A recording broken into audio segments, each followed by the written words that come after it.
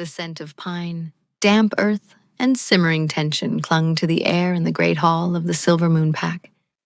For most, the annual mating ritual was a night of hope, of primal connection, and the forging of new alliances. For Anya, it was a yearly exercise in humiliation. She was wolfless. In a society where one's worth was measured by the strength of their inner beast, she was a void, a flaw in the lineage of an already disgraced family. Her existence was a whisper of shame, and tonight, that whisper felt like a roar in her own ears. She kept her eyes fixed on the polished stone floor, her hands trembling slightly as she refilled a goblet with dark, spiced wine for a preening alpha near the fire. He didn't even acknowledge her, his gaze sweeping the room for a worthy female, one with a strong wolf and wide hips.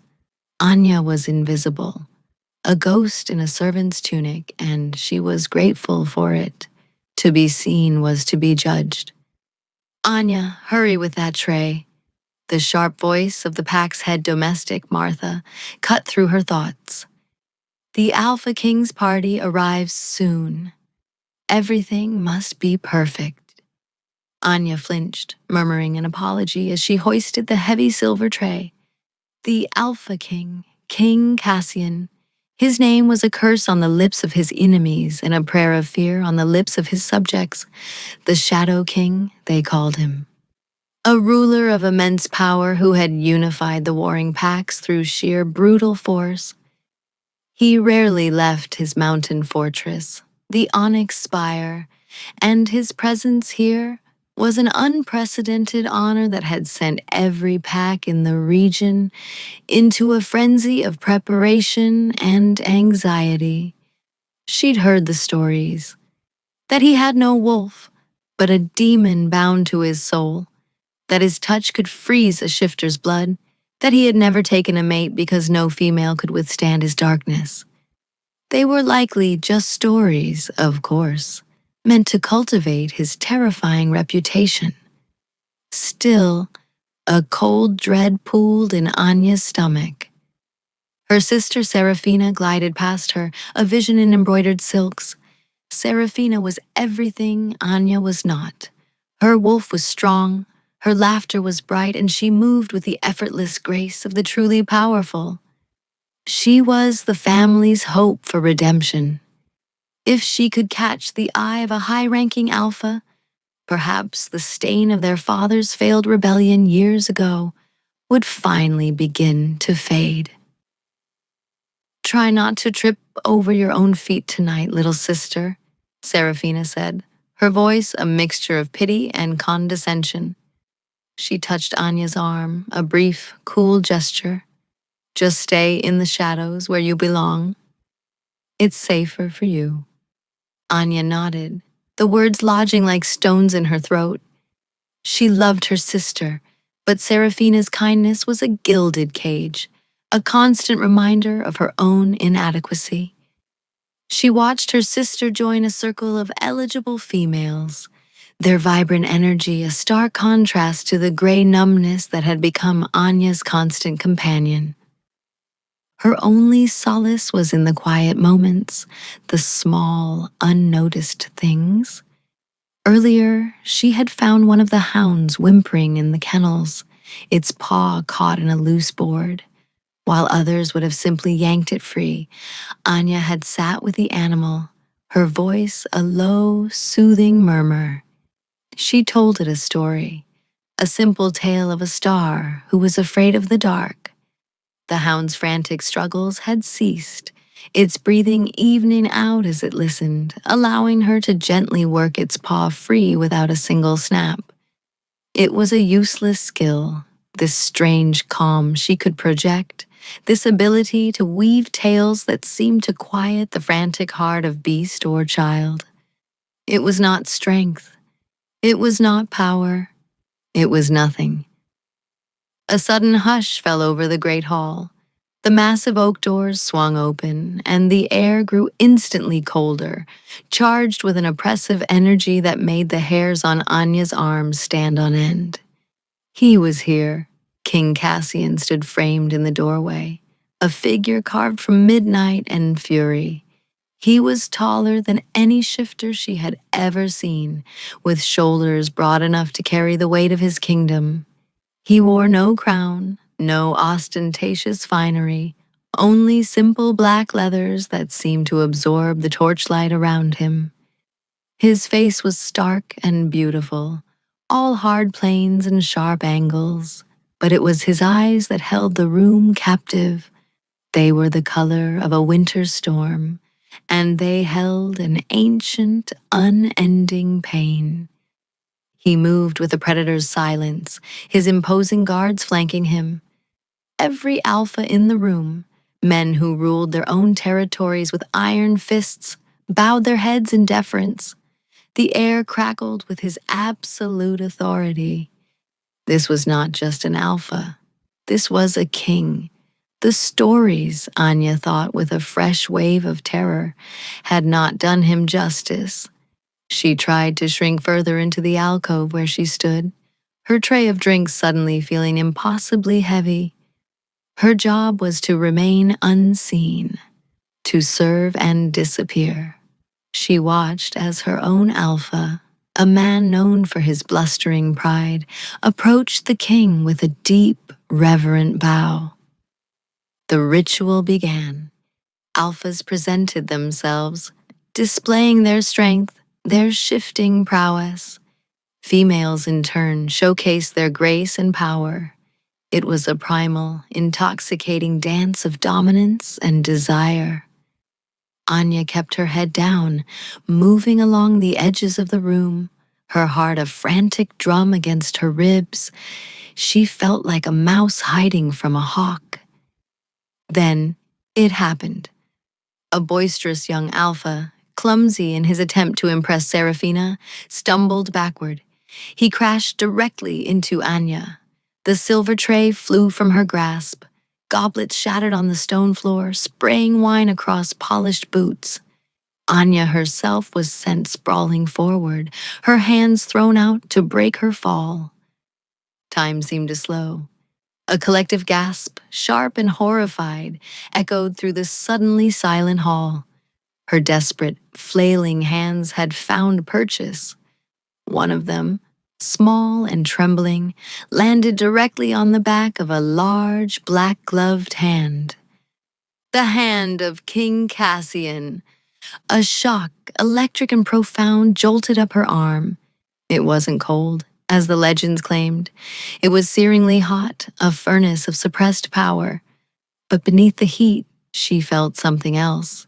A tremor, a deep, resonant agony that pulsed against her skin for a fleeting second.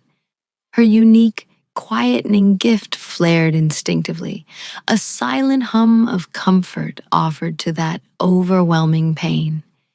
She looked up, her gaze colliding with his. The storm in his eyes was now a raging tempest. But it wasn't fury she saw there. It was pure, unadulterated shock. For a breathtaking instant, the suffocating aura of pain around him lessened, the crushing pressure in the room easing as if a storm had momentarily broken. He stared at her, truly seeing her for the first time, not as a servant, not as a wolfless pariah, but as the source of an impossible, momentary peace. The hall held its breath, waiting for the explosion, waiting for him to strike her down for her insolence. King Cassian did not move. He simply stared, his harsh face a mask of disbelief. The silence stretched, becoming a weapon in itself. Anya felt her blood run cold. This was it. This was how her pathetic life ended. The king's beta, a grim-faced man with a jagged scar across his brow, took a step forward, his hand resting on the hilt of his blade. "Your Majesty?" he prompted, his voice a low rumble of concern. But Cassian didn't seem to hear him. His focus was entirely on Anya, on the small, trembling hand that was still pressed against his own. The world had narrowed to that single point of contact, For the first time in a decade, the gnawing, relentless fire that lived under his skin had receded. It was not gone, but it had been banked, muted by the impossible calm emanating from this slip of a girl. It was a relief so profound it was dizzying, a breath of air to a drowning man. Anya, paralyzed by fear, finally snatched her hand back as if burned. The connection broke. The full monstrous weight of his curse slammed back into him, 1,000 phantom needles digging into his bones. A low groan escaped his lips, so quiet only he and the girl before him could hear it. His control, honed over years of agonizing discipline, nearly fractured. "What is your name?" he demanded. His voice was not a shout, but a low, dangerous command that cut through the silence more effectively than any roar. It was rough, like stones grinding together, and it held the exhaustion of a man who had not known a moment's peace in years. Anya's throat was dry. "Anya, your majesty?" she whispered, her voice barely audible. She dared not look at her pack alpha, whose face was a mask of apoplectic fury. She had shamed them all. King Cassian's stormy eyes swept over her, taking in the cheap servant's tunic, the frantic pulse at her throat, the utter absence of a wolf's aura about her. She was nothing, a wolfless omega at best. And yet, "You will come with me," he stated. It was not a request. It was a decree, absolute and final. Another wave of shocked murmurs rippled through the hall. Seraphina's beautiful face was a picture of stunned disbelief. Her pack alpha stepped forward, his face pale. "Your Majesty, forgive her. She is simple. A wolfless girl from a shamed bloodline. She is of no use to you. I will have her punished severely for her clumsiness." Cassian's gaze shifted to the alpha, and the temperature in the hall dropped another 10 degrees. "I did not ask for your opinion," he said, his voice laced with ice. "And I did not say she was of use. I said she will come with me." Now he turned his back on the sputtering alpha, a dismissal more profound than any blow. His beta, Gideon, moved with practiced efficiency, his hand firmly but not unkindly, closing around Anya's upper arm. She was being taken, not punished, not killed, but taken. For what? She couldn't imagine. Was this some crueler fate? A life of servitude in his dark, isolated fortress? A plaything for a monstrous king? Her mind reeled with terrifying possibilities. As Gideon led her away, her legs moving on their own accord, she caught Seraphina's eye. Her sister's expression was a complex mixture of horror, confusion, and a tiny, ugly flicker of jealousy. Anya, the worthless one, had captured the attention of the most powerful man on the continent. The world had turned upside down. The journey to the Onyx Spire was a blur of wind and fear. Anya was placed on a horse and tethered to Gideon's saddle, a silent piece of luggage. The king and his guard rode with a speed that devoured the landscape, their powerful war horses eating up the miles through the moonlit forest. Anya clung on for dear life, the rhythmic pounding of hooves a counterpoint to the wild beating of her own heart. They arrived as the first hint of dawn painted the eastern sky in shades of gray and rose. The Onyx Spire was not a castle. It was a wound in the mountainside, a fortress of black, volcanic rock that clawed at the sky. It was stark, foreboding, and utterly without warmth, a perfect reflection of its master. Anya was led through cavernous, echoing halls. There were no tapestries, no art, only cold stone and flickering torches that cast long, dancing shadows. The air was thin and frigid, It felt less like a home and more like a tomb. She was deposited in a small Spartan room with a narrow bed, a wash basin, and a single barred window overlooking a sheer drop. A prison cell. Gideon paused at the door. The king will summon you when he is ready. Do not try to leave this room. His scarred face was unreadable, but his eyes held a hint of something that might have been pity. Then he was gone, the heavy bolt of the door sliding home with a deafening thud. Anya was alone with her terror. Hours passed. She paced the small room, her mind a whirlwind of confusion. Why was she here? What did he want from her? The memory of his touch, of that searing heat in the deep well of pain beneath it, returned to her again and again. It was a mystery she couldn't solve. Later, a silent servant brought a tray with bread, cheese, and water. Anya was too terrified to eat. The sun set, plunging her cell into darkness, and still she waited. The silence of the fortress was more unnerving than the noise of the great hall had been. It was a dead silence, heavy and suffocating. It was well after midnight when the bolt on her door was drawn back. Gideon stood there, his expression as grim as ever. The king requires your presence. Her heart leapt into her throat. This was it. She followed him through winding, torchlit corridors, deeper into the heart of the spire. They arrived at a pair of massive iron-bound doors. Gideon pushed one open and gestured for her to enter. The room was the king's private study. It was vast, dominated by a huge hearth where a fire roared, and shelves overflowing with books and scrolls. But Anya barely noticed the room's contents. Her attention was fixed on the man standing by the fire, his back to her. King Cassian had shed his leathers for a simple black tunic and trousers. He was staring into the flames, one hand braced against the stone mantelpiece. As she stepped into the room, he turned. The firelight cast his face in a harsh relief, accentuating the shadows under his eyes. He looked tired, worn down to the bone. And then she saw it.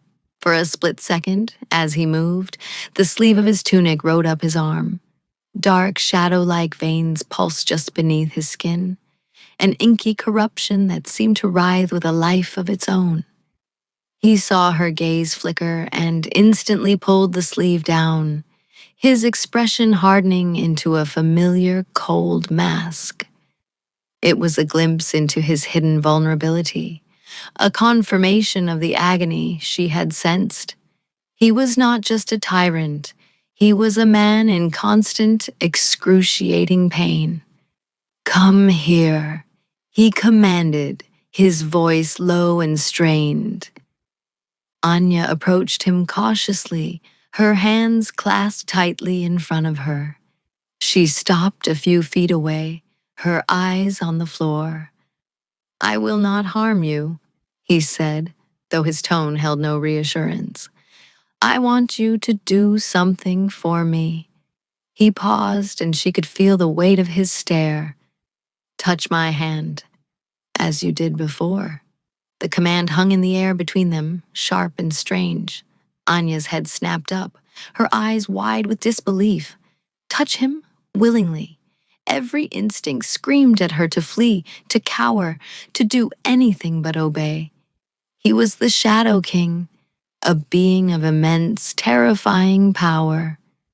To touch him felt like sacrilege, like inviting a lightning strike. Yet, she remembered the flicker of shock in his eyes, the momentary easing of the oppressive aura around him. She remembered the pulsing, shadowy veins on his arm, a visible sign of the torment she had sensed. He was not asking for a show of dominance. He was asking for what? Relief? I I don't understand, your majesty, she stammered, her voice a reedy whisper, a muscle feathered in his jaw. You do not need to understand. You need to obey. His voice was tight with impatience, but also with a thread of something else. Desperation. It was a sound so at odds with his powerful persona that it startled her more than any threat. Slowly, hesitantly, she took a step closer. The heat from the fire warmed one side of her face, while the chilling presence of the king cooled the other. He extended his right hand, the same one she had touched before. It was bare now, the glove removed. His fingers were long and calloused, a warrior's hand, but it was held unnaturally still, as if restraining a violent tremor. Anya's own hand felt cold and clammy. She raised it, her movements shaky and uncertain. Her fingertips hovered just above his skin. She could feel the heat radiating from him, a palpable aura of power and pain. Taking a shallow, steadying breath, she closed the distance. The moment her skin made contact with his, the same jolt as before shot through her, but this time she was prepared for it. It was a current of pure energy, a meeting of two opposing forces.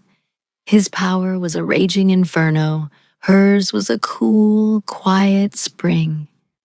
As she flattened her palm against the back of his hand, she felt the deep, thrumming agony within him once more. She didn't pull away. Instead, acting on an instinct she didn't know she possessed, she focused. She let that quiet, soothing part of herself flow from her, not as a thought, but as a feeling.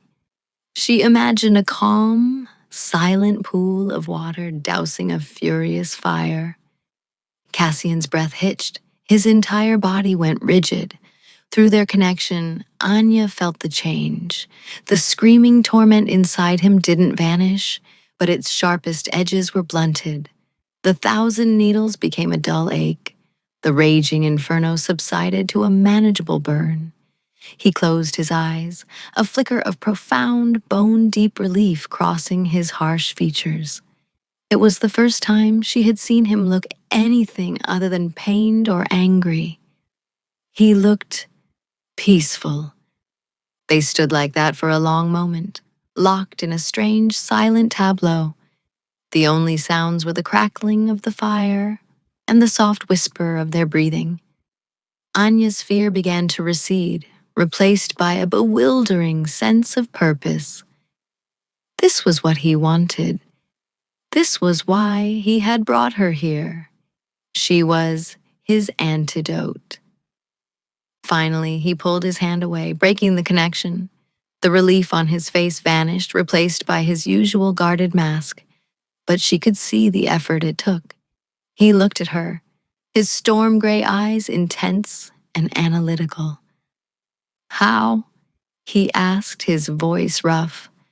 What magic is this? You are wolfless. I don't know, Anya answered truthfully. I have no magic.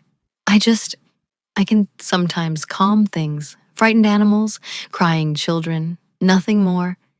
She looked down at her hands as if they belonged to someone else. It has never been like this. He paced before the fire, his movements restless, caged. For 10 years since my ascension, I have been afflicted, a curse on my bloodline. It is a constant pain, a fire in my veins that never ceases. The greatest healers in the 5 kingdoms have found no cure. Mages have found no counterspell. Yet you, a wolfless girl from a backwater pack, can soothe it with a touch. The confession stunned her into silence. The rumors were true, but they were also wrong. It wasn't a demon he was bound to, but a curse. A decade of unrelenting agony. The thought was horrifying. It explained his coldness, his isolation, his fearsome reputation. They were all defenses, armor built to hide an unbearable weakness. "You will stay here," he said, his back still to her. "You will remain in my presence. When I require it, you will provide this." He gestured vaguely with his hand. "In return, you will have my protection. Your family will be elevated. Your pack will be rewarded. You will want for nothing." It was a transaction, her strange, useless ability in exchange for safety and fortune. A golden cage. It should have felt like a victory, a reversal of her miserable fate. Instead, it felt like a different kind of servitude. "What if I refuse?" The words were out before she could stop them, a small spark of defiance she didn't know she had. Cassian turned slowly, his eyes narrowing. The air grew cold again. "Refusal is not an option. You saw what happens in my lands to those who defy me. Do not mistake my desperation for weakness, girl. You are my property now." The threat was clear, and the brief moment of connection they'd shared vanished like smoke. He was still the Shadow King, and she was still his prisoner. And so, her new life began. She was moved from the cell to a comfortable suite of rooms adjoining the king's. She was given fine clothes, and her meals were no longer bread and water. But she was never allowed to leave the royal wing of the spire. She was a well-kept bird in a gilded cage. Their routine was established quickly. She spent her days in his study, sitting quietly on a cushioned bench by the window while he worked. He would pore over maps, dictate letters to Gideon, and hold tense meetings with his commanders. And several times a day, when the pain became too much to bear, he would summon her. "Anya." She would go to him, place her hand on his, and offer her silent, soothing gift. The moments were brief, impersonal, and charged with a strange intimacy that neither of them acknowledged. She was his living medicine, a tool to be used. But as the weeks passed, something shifted. He began to speak to her. At first, it was just commands. "Read to me." She would pick up a book of history or law and read in her low, steady voice. She discovered that her voice alone seemed to have a palliative effect on him. The tension would ease from his shoulders, the hard lines of his face softening as he listened. He never looked at her while she read, always staring into the fire or out the window at the snow-capped peaks. But she knew. He was listening to every word. He started asking her questions about her home, about her family. He listened, impassive, as she spoke of her wolflessness, of the shame and pity that had defined her life. She found herself telling him about her father's disgrace, about her sister's brilliance, about her own small, secret world of soothing, frightened things. He was the first person who had ever listened without judgment. One evening, a raven arrived with a message. Cassian read it, and his face grew dark. A low growl rumbled in his chest. "What is it?" Anya asked, her voice soft. He looked up, surprised that she had dared to ask. He hesitated, then said, "My uncle, Lord Vorlag. He is coming for the winter court. He wishes to observe the state of the kingdom." The disdain in his voice was thick. "He believes my father was a weak fool, and that I am weaker still.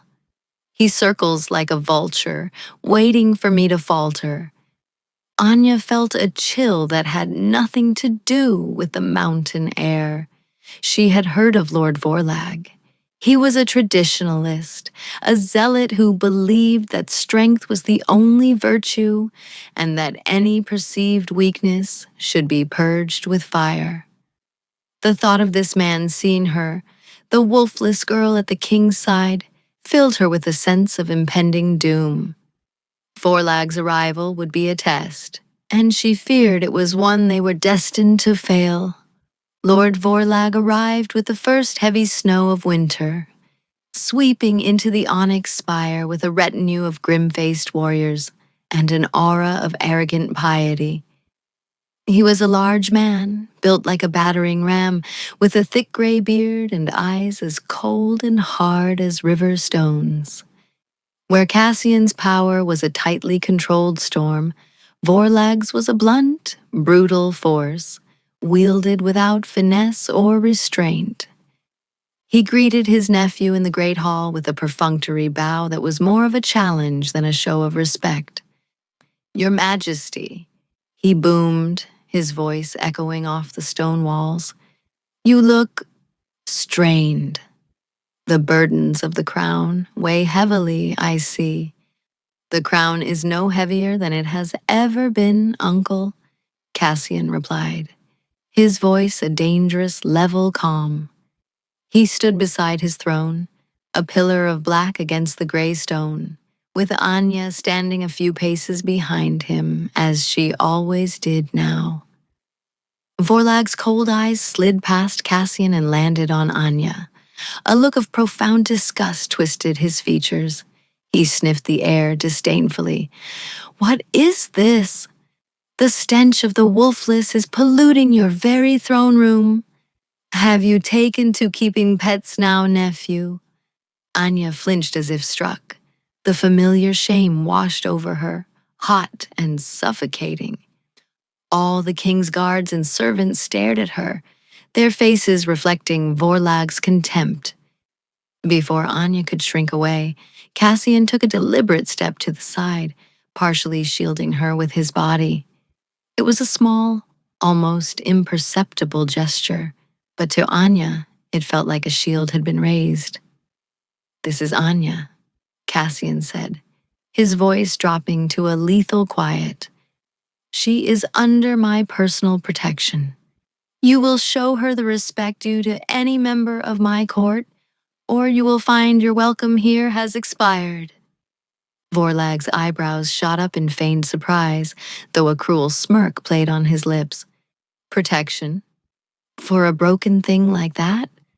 What use could she possibly be to a king? Unless the rumors of your affliction have more truth to them than I imagined. Perhaps you require a living crutch." The barb hit its mark. Anya felt Cassian tense beside her, a wave of fury and pain rolling off him in palpable waves. The curse always flared with strong emotion. She saw his hand clench into a fist at his side, the knuckles white. Instinctively, she reached out and, under the cover of her own simple dress, her fingers brushed against the back of his hand. The contact was brief, a ghost of a touch, but it was enough. She pushed a wave of calm into him, a silent plea to hold on, to not let this brute provoke him. He drew a sharp, controlled breath, and the killing rage in his eyes subsided to a cold, banked fire. The exchange lasted only a second, unnoticed by anyone but them. But Vorlag, ever watchful, saw the minute shift in Cassian's demeanor. His eyes narrowed, a flicker of cunning calculation within them. He didn't know what he had just witnessed, but he knew it was significant. He had found a chink in his nephew's armor, and her name was Anya. The days that followed were a torment. Vorlage was a constant, menacing presence in the fortress. He missed no opportunity to belittle Anya, making loud, pointed comments about the wolfless stray and the king who was weak enough to keep her. He challenged Cassian's decisions in council, questioned his military strategies, and subtly spread dissent among the visiting lords, planting seeds of doubt about the king's fitness to rule. Cassian bore it all with a stoic, icy silence, but Anya could feel the toll it was taking on him. The curse was more active than ever, stirred by the constant stress and his suppressed rage. He required her touch more frequently, the sessions lasting longer. During those moments, in the privacy of his study, the mask would fall. He is trying to bait me into a public display of weakness, Cassian growled one evening, pacing before the fire after a particularly galling council meeting. His arm was bothering him badly. The shadow veins were a dark web reaching for his elbow. Anya sat watching him, her heart aching for him. He wants you to lose control, she said softly. He stopped and looked at her, his expression raw. If the court were to see me in the grip of the curse, see what it truly does to me, Vorlag would have all the support he needs to challenge my throne. They would not follow a monster. You are not a monster, she whispered, the words heartfelt and true. She had seen his pain, his struggle, his profound loneliness.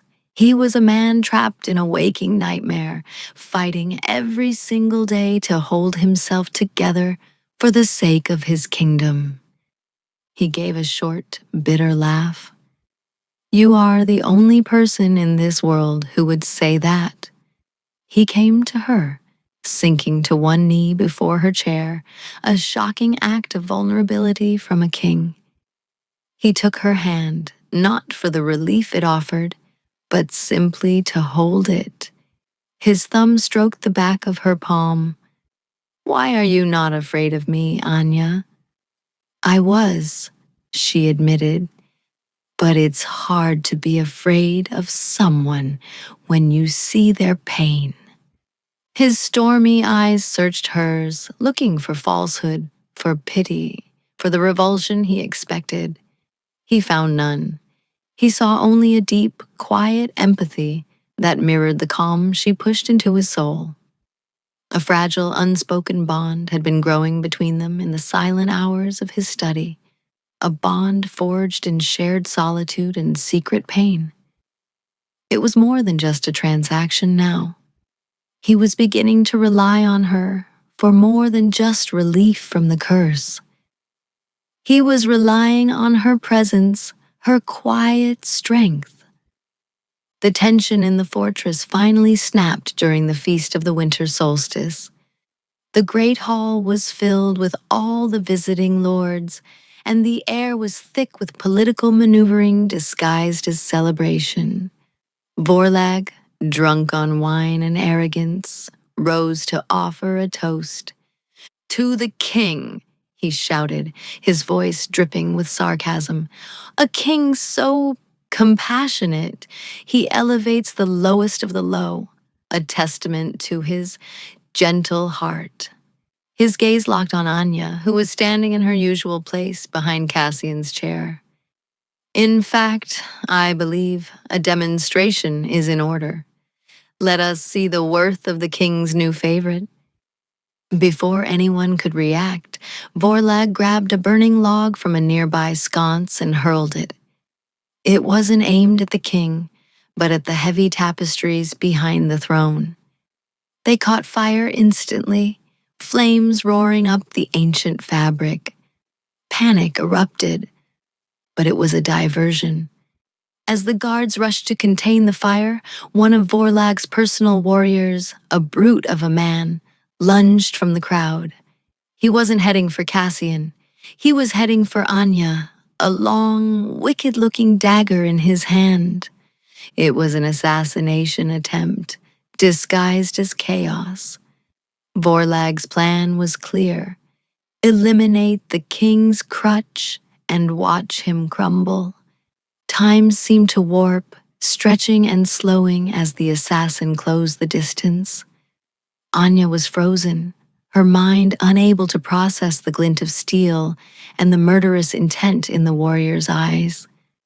Shouts erupted around her, but they sounded distant, as if coming from underwater. Her life, which had only just begun to feel like it had meaning, was about to be extinguished. Cassian moved. He didn't hesitate, didn't calculate. He reacted with pure, primal instinct. With a roar that was more beast than man, he launched himself from his throne, not toward the assassin, but in front of Anya. He became a living shield, his body covering hers completely. The dagger, meant for her heart, plunged deep into Cassian's side. A collective gasp sucked the air from the hall. Cassian staggered, a choked cry of agony torn from his throat. It wasn't just the pain of the blade, the steel was coated with something dark and viscous. A poison. Anya felt it through her own senses, a venom specifically designed to aggravate his curse. The effect was immediate and catastrophic. The shadowy veins on his skin exploded into view, no longer confined to his arm, but crawling across his neck and face like grasping tendrils of living darkness. His body began to convulse, his control shattering completely. The oppressive aura of pain he normally kept leashed erupted from him, a psychic shockwave that sent nearby lords stumbling back, clutching their heads. "Behold your king," Vorlag bellowed over the chaos, his face triumphant. "A monster! A cursed beast, unfit to rule. He is weak, dependent on a wolfless whore to keep his own demons at bay." Gideon and the royal guards were instantly on Vorlag and his men, the clash of steel ringing through the hall. But Anya saw none of it. Her world had narrowed to the man collapsing in front of her. Cassian fell to his knees, his hands clawing at his side as the poison and the curse waged a devastating war within him. His form seemed to shimmer, his silhouette elongating, his features twisting in a way that was not quite human. The monster he feared becoming was breaking free. He looked at her, his eyes wide with agony and terror, not for himself, but for her. "Run," he rasped, his voice a distorted growl. "Get away from me." But Anya didn't run. All the fear she had ever felt in her life coalesced into a single, sharp point of clarity. She would not abandon him. She would not let this man who had shielded her with his own body be consumed by the darkness. She dropped to her knees before him, ignoring the shouts and the fighting. She placed both her hands on his face, her touch firm and steady despite the tremors racking his body. The shadowy veins writhed under her palms, cold and malevolent. "Look at me, Cassian," she commanded, her voice ringing with an authority she had never known she possessed. He had never told her his given name, but she knew it as if it had been whispered into her soul. His pain-filled eyes focused on hers. She poured her gift into him, not the gentle stream she normally used, but a floodgate, a torrent of every ounce of calm and quiet strength within her. She pushed it against the tide of the curse, a desperate attempt to hold back the encroaching night. The shadows receded from his face, the convulsions lessening. He gasped, his body still tense, but no longer on the verge of a monstrous transformation. He had regained a sliver of control, thanks to her. In the background, the fighting had stopped. Gideon had Vorlag on his knees, a blade to his throat. Every eye in the hall was now fixed on the king and the wolfless girl who held his face in her hands, holding back a tide of dark magic no one had ever witnessed before. Cassian, weakened and bleeding, but lucid, rose unsteadily to his feet, pulling Anya up with him. He kept one arm wrapped around her, holding her to his injured side as if she were his anchor in a raging sea. "Lord Vorlag," he said, his voice ragged but clear, each word an effort. "For treason, for attempted murder of a protected member of my court, and for the use of forbidden poisons. You are sentenced to death." Vorlage spat on the floor. "Kill me, then. But they have all seen you. They have seen the monster you are." "They have seen a king who was poisoned," Cassian countered, his gaze sweeping the stunned faces of the lords. "And they have seen the woman who saved him." He looked down at Anya, his expression softening with a fierce, protective emotion she had never seen before. "She is not my crutch. She is my strength." It was a public declaration, a defiance of every tradition their society held dear. He was not just protecting her, he was elevating her, acknowledging her worth in front of the entire ruling class. But the poison was still in his system. His strength was failing. He swayed on his feet, his breath coming in ragged gasps. "Gideon, the dungeons," he managed, before his eyes rolled back in his head and he collapsed, pulling Anya down with him. The last thing Anya saw before healers and guards swarmed them was the cold, triumphant smile on Vorlag's face as he was dragged away. He might have lost, but he believed his poison would still give him the final victory. The royal healers worked with frantic urgency, but they were fighting a losing battle. The poison was unlike any they had encountered, an alchemical nightmare crafted with the specific purpose of inflaming Cassian's curse. It resisted every antidote, turning his blood to fire and feeding the shadows that now threatened to consume him entirely. Anya was pushed to the side, forced to watch from the doorway of the king's chambers as they packed the wound and poured useless potions down his throat. He was unconscious, his body racked with violent shivers, the dark veins pulsing in a sickening rhythm with his fading heartbeat. His breathing was shallow, a death rattle in the making. "There is nothing more we can do," the head healer, an old, weary wolf shifter, finally admitted, his voice heavy with defeat. He turned to Gideon. "The poison has bonded with his affliction. It is devouring him from the inside out. He will not last the night." Gideon's face, usually a mask of stoic resolve, crumpled in despair. He looked from his dying king to Anya, his eyes filled with a desperate, hopeless plea. Anya pushed past the healers and went to the bedside. Cassian's face was pale and slick with sweat, his features contorted in a rictus of unimaginable pain, even in unconsciousness. The life was fading from him.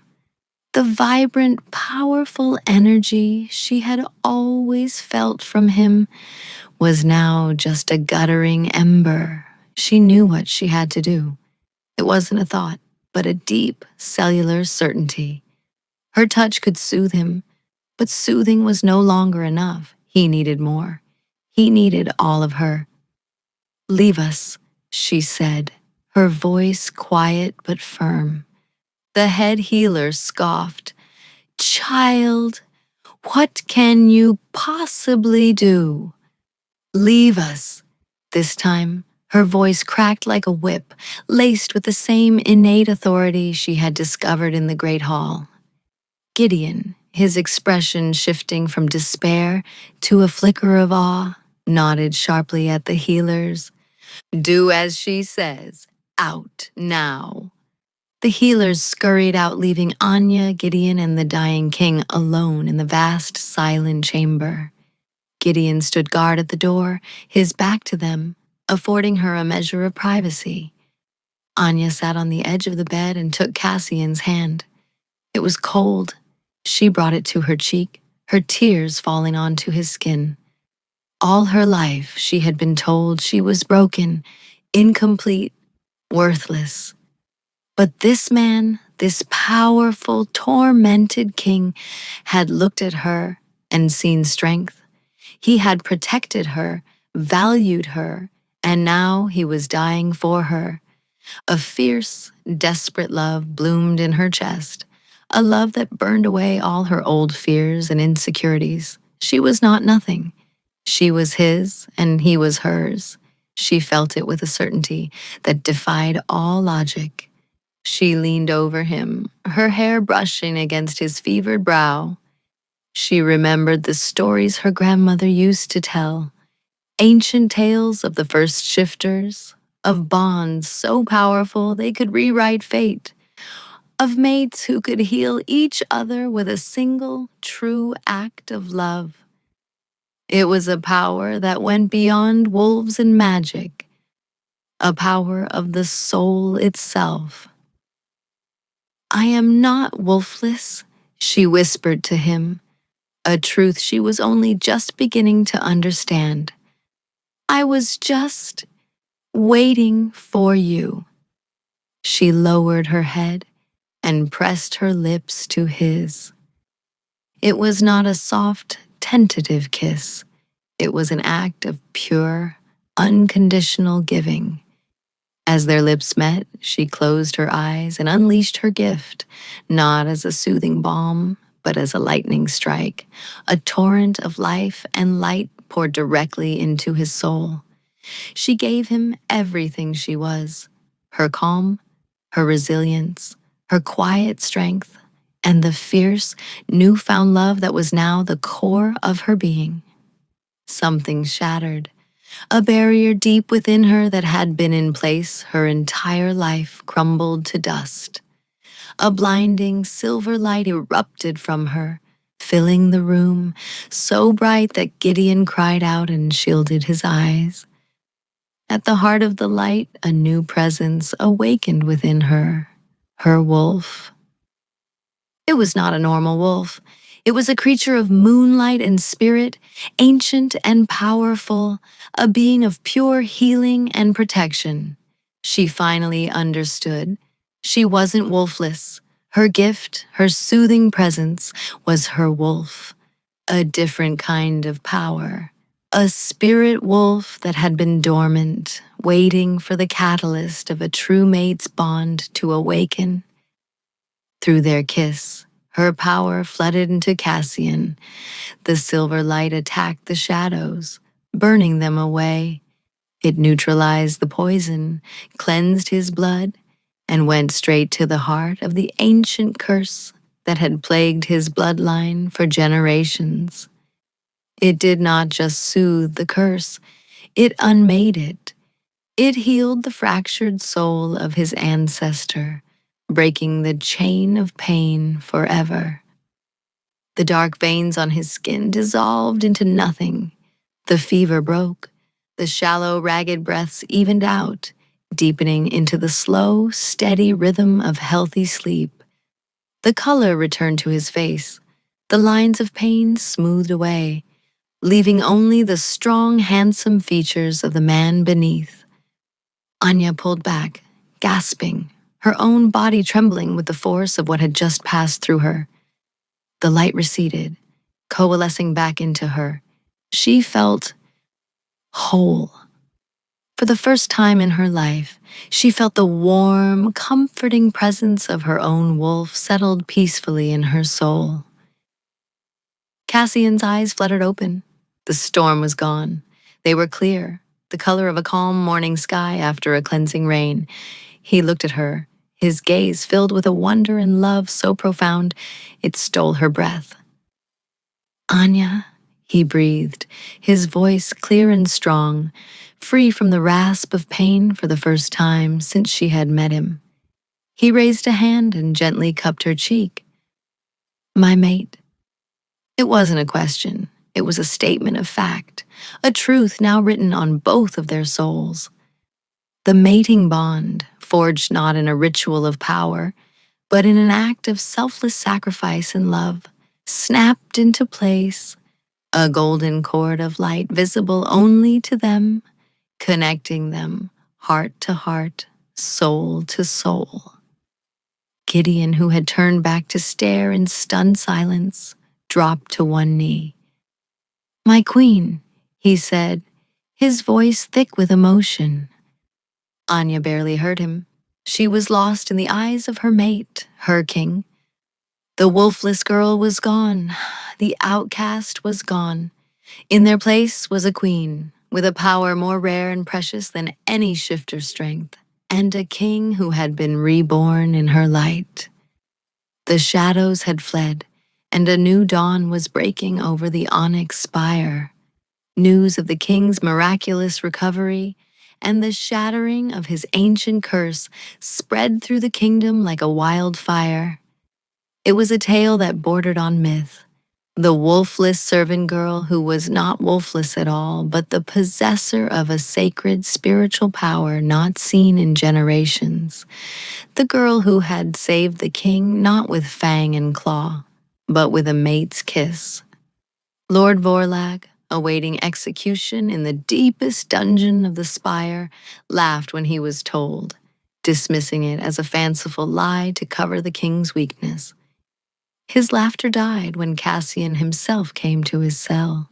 The man who stood before him was not the pained, guarded king he had sought to destroy. Cassian stood tall and relaxed, the constant tension gone from his shoulders. The lines of agony were erased from his face, and his eyes were clear and calm. The suffocating aura of pain was replaced by a quiet, confident power that was more intimidating than his previous fury had ever been. He was whole. He was healed. "It seems your poison had an unintended effect, Uncle," Cassian said, his voice devoid of anger, holding only a remote, final judgment. "It forced a bond that has saved my life and my lineage. In trying to destroy me, you have made me stronger than ever before." Vorlag stared, his face a mask of disbelief and dawning horror. He had not just failed. He had created the very thing he sought to prevent, a secure, unassailable king. His entire life's ambition had turned to ash in a single night. Cassian did not stay to watch the execution. His place was with his mate. He found Anya on the balcony of her new chambers, their chambers. She was looking out at the snow-covered peaks, a faint silver aura shimmering around her in the morning light. She wore a simple gown of deep blue, but she looked more regal than any queen in ceremonial robes. The timid, fearful girl was gone forever. She stood with a quiet confidence, a newfound grace that came from finally understanding her own worth. He came up behind her, wrapping his arms around her waist and pulling her back against his chest. She leaned into his embrace, her head resting on his shoulder. They fit together perfectly. "My family has been summoned," she said softly, her voice holding a hint of apprehension. "My sister, they are coming to celebrate our union, not to judge you."